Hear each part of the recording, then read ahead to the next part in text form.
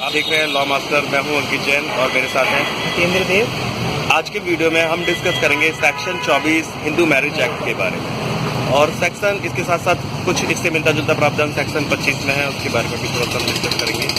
Section 24 Hindu marriage act provide करता है pendant light और एक्सपेंसेस के बारे में। अब हिंदू मैरिज एक्ट के अंतर्गत कोई भी मुकदमा होता है, चाहे वो मुकदमा धारा 9 का हो, चाहे वो मुकदमा धारा 13 का हो, और चाहे वो कोई भी फाइल करे, चाहे पति फाइल करे या पत्नी फाइल करे, यानी इसका जो फायदा है वो रेस्पोंडेंट और पिटिशनर दोनों ले सकते हैं। और जैसे सेक्शन 125 में केवल मेंटेनेंस जो पत्नी को ही मिलता है, वैसा है कोई लिमिटेशन यहाँ पर नहीं है। यहाँ पति भी अगर चाहे तो इसका प्रोविजन ले सकता है। अब ये होता क्या है, तो दो चीज़ें हैं इसमें। एक तो जो सूट है उसके एक्सपेंसेस, और एक है पेंडेंट लाइट। मीन्स जब तक मुकदमा चलेगा तो पर मंथ जो मेंटेनेंस होता है या उसके जो एक्सपेंसेस होते हैं वो।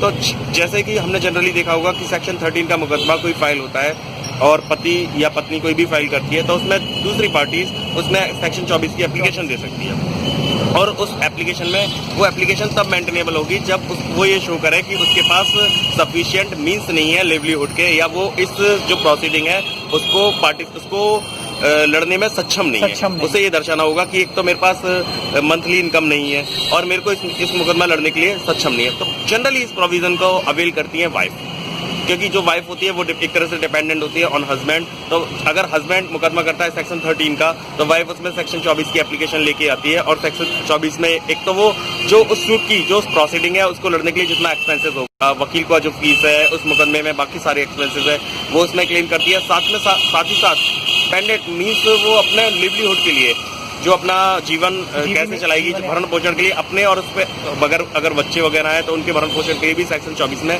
पर मंथ क्लेम कर सकती है। तो यहाँ पर सेक्शन 24 में दो तरह के अवार्ड होते हैं। एक तो उसको मेंटेनेंस मिल जाएगा उसको और उसके बच्चे वगैरह अगर जो भी उसके साथ रहते हैं उनके लिए, और साथ ही साथ जो वाद का जो खर्चा है, यानी वकील की फीस और बाकी जो टाइप लिटिगेशन का वो सारे खर्चे उसको दिए जाएंगे। तो ये दो तरह का जो एक्सपेंसेस है वो इसमें क्लेम किए जा सकते हैं। तो मोस्टली केसेस में ये जो मेंटेनेंस होते हैं वो वाइफ भी क्लेम करती है। लेकिन कभी कभी जिस केस में ऐसा होता है कि जो वाइफ है वो बहुत अच्छा अर्न कर रही है और जो हस्बैंड है वो अनएम्प्लॉयड है या अनेबल टू अर्न है, तो यहाँ पर इसका प्रोविजन का फायदा वो भी ले सकता है। मतलब हस्बैंड भी वाइफ से क्लेम कर सकता है कि मेरे को सेक्शन 24 में मेंटेनेंस और पेंडेंट लाइट वगैरह दिया जाए। सेक्शन 25 जो है वो प्रोवाइड करता है परमानेंट एलिमनी और मेंटेनेंस की। तो कभी कभी क्या होता है कि पर मंथ का ना होके एक परमानेंट एलिमनी प्रोवाइड की जाती है, तो उसका सारा प्रोविजन सेक्शन 25 में है। वो भी कोर्ट को पावर है कि किसी भी मुकदमे में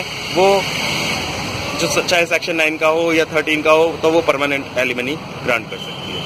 तो आज के वीडियो में हमने डिस्कस किया कि सेक्शन 24 और 25 की प्रोसीडिंग कैसे होती है। इसके लिए कोई सेपरेट सूट लाने की आवश्यकता नहीं है। ये जो सूट ऑलरेडी पेंडिंग होते हैं, चाहे वो सेक्शन 9 का हो, 13 का हो या 13, एप्लीकेशन दी जाती है। बिल्कुल उसी में एप्लीकेशन दी जाएगी कि वो प्रोविजन या जो मेंटेनेंस वगैरह है वो अवार्ड कर दिया। तो आपको ये वीडियो कैसा लगा हमें जरूर बताएं, और साथ में किस तरह के वीडियो आप चाहते हैं वो भी हमें शेयर करें जिससे हम वो अपलोड कर सकें। और वीडियो को लाइक करें, सब्सक्राइब कीजिए।